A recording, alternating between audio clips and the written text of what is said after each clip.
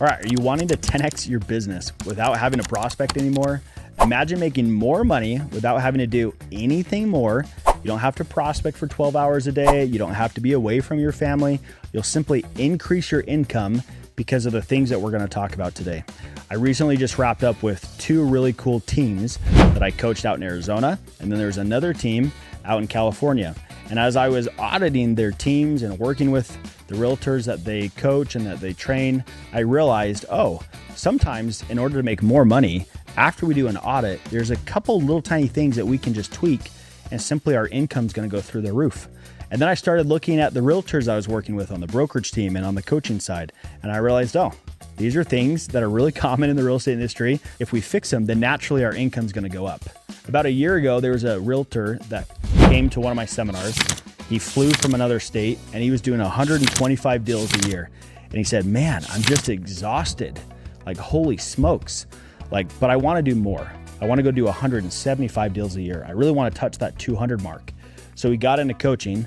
Him and I coached often and we went back and forth. And as we were doing an audit on his business, I caught that there were 2 or 3 things that if we just tweaked that, he didn't have to sell any more homes.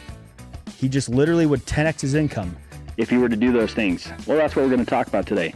So if you want to make more money with doing less, then this is the episode for you. Grab your notes.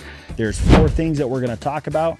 I'm going to have an example for each of them. So it's very, very simple. So you can make more money without having to go and be away from your family and do a lot more prospecting that gets you no return.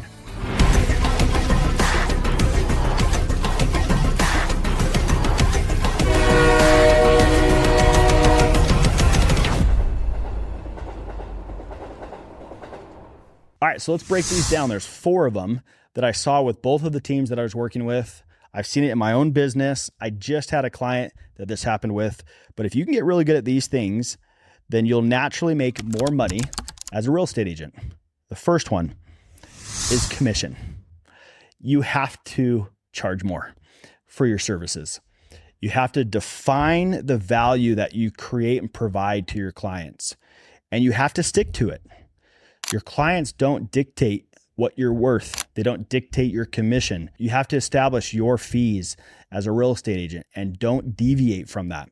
When I was in the alarm industry, I was in an office my first year and I was told to waive the first month and waive the $200 installation fee. So I did.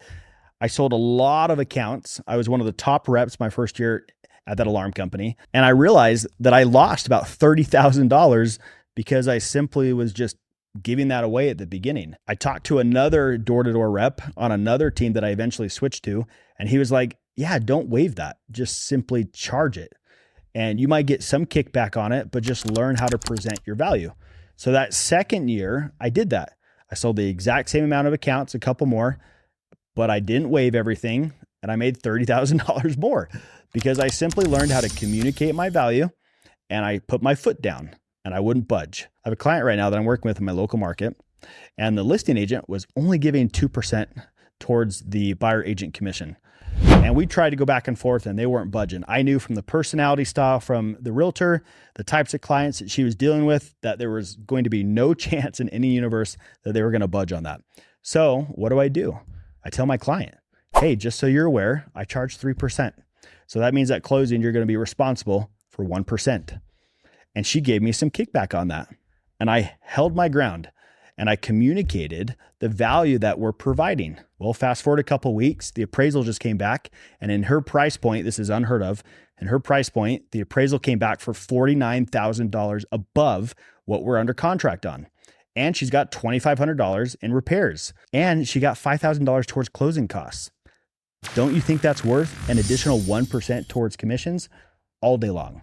Because that's my value. My value isn't to go show you homes.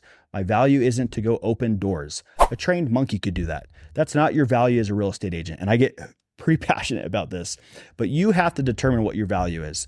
Consumers will pay more for what they want versus paying less for what they don't want. If you're a crappy real estate agent, they want a deal. They want a discount. But if you're dang good, if you're a brain surgeon that is constantly booked out, that it's hard to get a hold of you, that you're 4 months booked out, people want that. They don't want the discount brain surgeon. And if they do, they want a massive discount because you don't have the experience. So simply increase your value, learn to communicate that, and naturally you'll make more money. That real estate agent that I was working with in New Jersey, that's one of the things that we identified. He was charging 1.5% per deal. So with him, we talked about sales and negotiation, and we talked about how to communicate his value. And eventually, after a couple months, we got him up to 3.5% on the listing side. So that's an additional 2% per deal. He didn't have to sell any additional volume, just simply charged more and provided more value to justify that price, and he 10x'd his income. All right, the second thing that'll easily 10x your income is get partnerships. You guys have got to go work with lenders and title reps, insurance reps, local landscapers. Go develop partnerships so that they can cover the cost for certain activities, so you're not having to out that money out of your pocket. For example, all these seminars that I'm doing, the cost includes flight, travel, hotel, cars, ads, the event space, and anything that's given out to these realtors. So how do I divvy that up so that I can protect my income, but also provide a lot of value? I go get title reps to cover the cost of the ads. I go get insurance reps and lenders to help with the venue, as well as the cost to get out there. I then eat a ton of the cost to go do these events, but because of the partnerships, I can alleviate some of that cost. And so naturally, I'm going to save more money, which means I make more money because of the partnerships. So as a realtor, there's a couple partnerships that you have to have in order to make more money. You've got to partner with lenders. When you have a listing or you're doing any type of ad marketing, put them as the preferred lender and have them contribute towards that. Go partner with a couple title companies and have them do the same thing. Get an insurance company and have them partner for the ad spend and the marketing budget. Those are probably a few of the partnerships that I'd recommend you have to have. Call them once a week. Take them out to lunch. Really invest into them. Go to their kids' soccer games. Invest into their birthdays. Send them crumble cookie, thank you cards. The more you invest into them, they'll want to invest back into your business. Because they're investing back into your business, not only are you going to sell more real estate, but you'll make more money because you're not having to cover all the cost. All right, the next one is skill set training. Brian Tracy talks about how you should invest X amount of your dollars, 3% of your annual income into you. If you're better, you'll naturally make more money. You'll naturally 10x your income by not doing more, but you're closing the prospects that are in front of you. For example, my wife and I were joking about this the other day. We have a friend that's getting ready to sell their house and they're considering doing it for sale by owner. And my wife asked me, would you be okay maybe talking to them and giving them free advice? I was like, yeah, all day long. I love those guys. And my wife was like, well, maybe for sale by owner is a great idea. Like maybe we just kind of let them do their thing. And I was like, yeah, whatever works best for them. I told her the only con to for sale by owner is the negotiation that they're going to end up losing on because they didn't pay a realtor a fee. So I shared this example with her. I said, Natalie, let's imagine you're selling our house for $1 million. And all of a sudden we have a buyer and I found the buyer and I come to you and I say, hey, it's a cash buyer. They'll literally close in 2 days. No contingencies.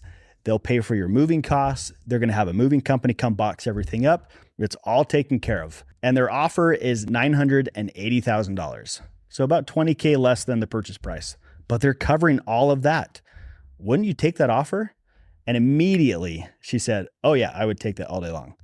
And I said, sweetheart, in literally 10 seconds, I got you to come down $20,000. Don't you think that it would be worth paying a realtor $30,000 to save you that money, but then do it in reverse and get the buyer to pay an additional $30,000? And she's like, oh, that makes sense. And I was like, that's skill set development. It's your ability to present and pitch in order to justify the income, in order to get more money per deal and help more families in the process. So invest in you, read more books, go to more seminars, hire more coaches so that you become better. That'll naturally make you more money. All right, the fourth tip that I would give you is bump your price point. This tends to come with time. If you're in the $300,000 price point, close that deal and then knock around the community where your buyers bought and go get a $450,000 client. And then knock around that community, run some ads, do a YouTube video. Now all of a sudden you got a $500,000 client. And slowly over time, you're going to naturally improve your price point. By improving your price point, you're going to make more and your income's going to go through the roof. That's how people, the longer they're in the real estate industry, they tend to do higher price points because they grow through referrals and their past clients. I remember when I first got into real estate, I did a ton of deals in the $400,000 price range. Then 6-7 months in, I was in the $600,000 price range. And then about a year and a half in, I was in the $800,000 price range. Then I got up to $1.5 million, and I really didn't love that price point. And so I decided, you know what? 800 to 1.2 is like my sweet spot. I love that price range. And so I'm going to kind of hang out in there. And anything below, I'm either going to charge an arm and a leg or I'm going to refer out. And anything above, I'm going to do the same thing. And that would be the last piece of advice that I would give you in order to 10x your income without having to prospect a ton more.